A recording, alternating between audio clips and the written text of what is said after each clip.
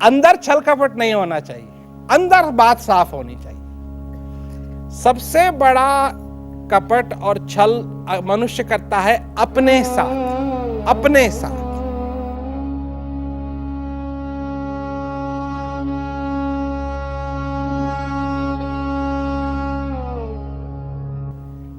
ये नहीं होना चाहिए, ये नहीं होना चाहिए। और अगर ये नहीं है, अंदर से छल नहीं है, अंदर से कपट नहीं है, तो फिर आप जिज्ञासु बने और इस ज्ञान को आप ले सकते हैं। बाहर ठीक मानता हूं मैं, बहुत धोखा है, बहुत छल है, बहुत कपट है,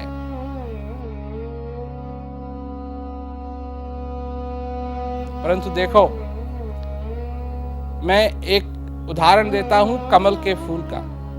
कमल का फूल गंदे पानी में उसका स्थान है, परंतु कमल कभी गंदा नहीं होता। काले पानी में भी अगर वो होगा तो काला नहीं होगा। उसकी अपनी एक गुलाब की तरह जो उसका रंग है, वो उस रंग में रंगा रहेगा।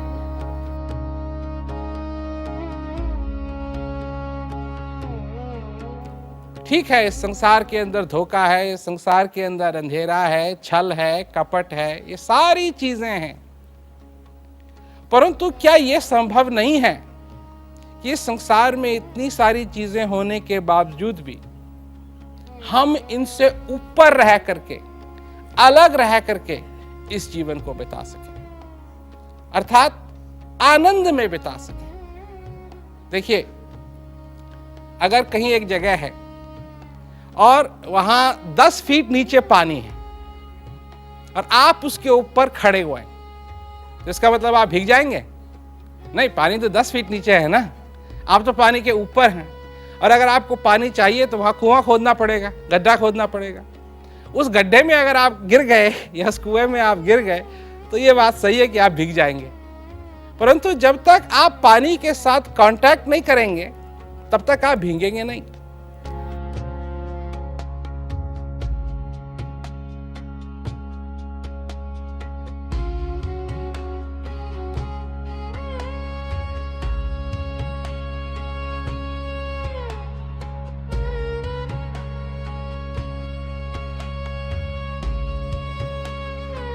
नदी बह रही है, लाखों करोड़ों टन उसमें पानी बह रहा है और आप उस नदी के 2 फीट इधर खड़े हुए, अलग खड़े हुए, आप भीगेंगे नहीं।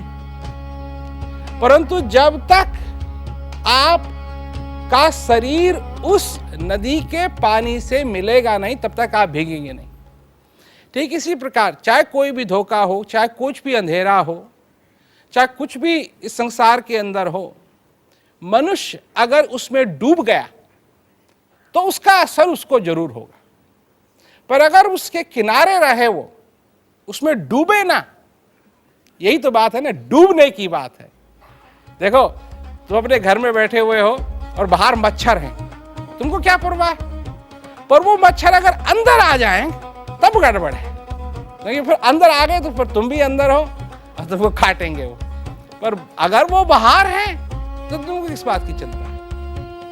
यही बात रखनी चाहिए और समझनी चाहिए कि छल कपट है संसार के अंदर, वो बाहर है, छल कपट अंदर नहीं होना चाहिए। पर अगर छल कपट अंदर हो गया तो फिर गड़बड़ हो। तो ये हमको समझना चाहिए।